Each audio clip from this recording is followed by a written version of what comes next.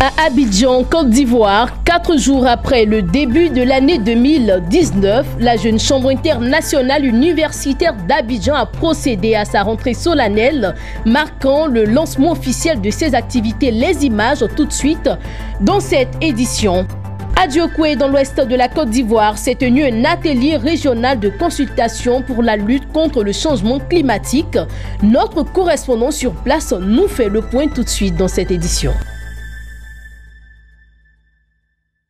Mesdames, messieurs, bienvenue dans cette édition. Vous suivez le journal de Business Cadre Africa. La rentrée solennelle marquant le début officiel des activités de la mandature 2019 de la Jeune Chambre internationale universitaire d'Abidjan a été l'occasion pour Bakayoko Adja Hassana, présidente de la JCI universitaire d'Abidjan, de présenter les activités qui vont meubler l'année 2019 ainsi que la présentation officielle des membres de son comité directeur. Le reportage avec Lawani Babatunde et Marius Siri.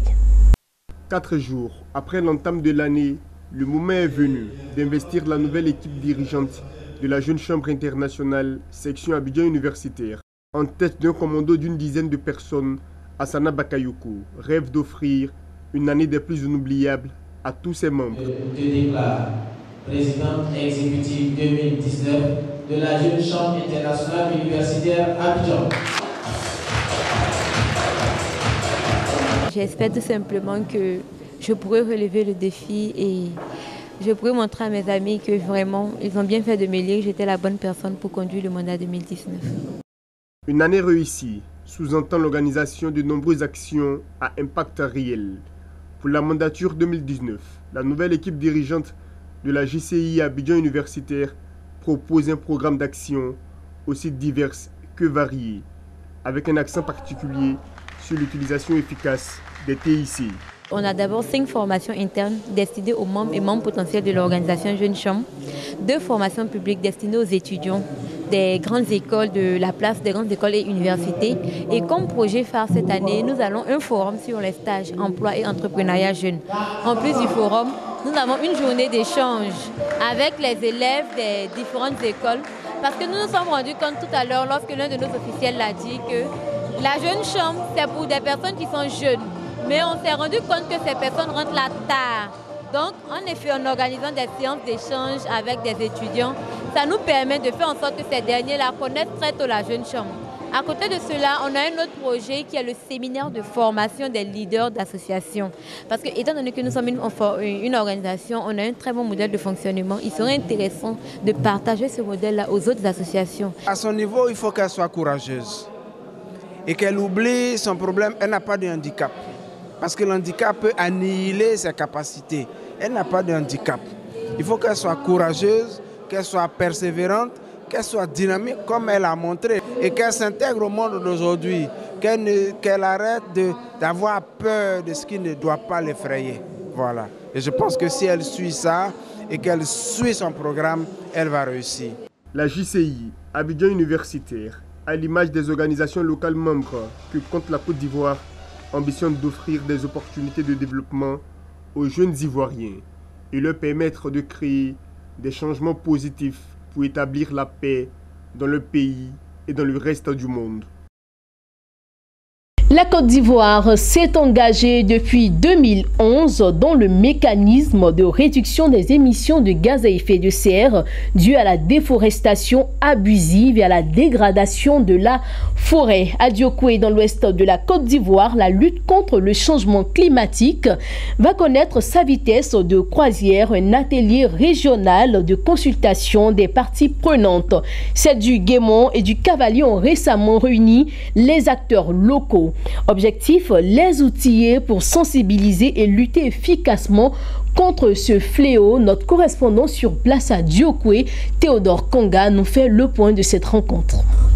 Ce sont une trentaine de personnalités issues des régions du Guémon et du Cavali qui ont pris part ce vendredi 4 janvier 2019 à cet atelier de consultation et d'échange visant à lutter contre le changement climatique en Côte d'Ivoire. Depuis janvier 2015, la Côte d'Ivoire a entamé sa phase de préparation à la réduction des émissions de gaz à effet de serre avec l'appui de toutes les parties prenantes, à savoir les chefs de village, autorités préfectorales, élus, leaders communautaires et agricoles. Le commandant Brou Ané, chargé du suivi et évaluation au RED+, a expliqué l'objectif visé par cet atelier de consultation. Cet atelier, c'est pour avoir les avis et les commentaires des parties prenantes locales afin de pouvoir soumettre ce document à la Banque mondiale pour bénéficier de son fonds carbone. Ce fonds carbone va nous permettre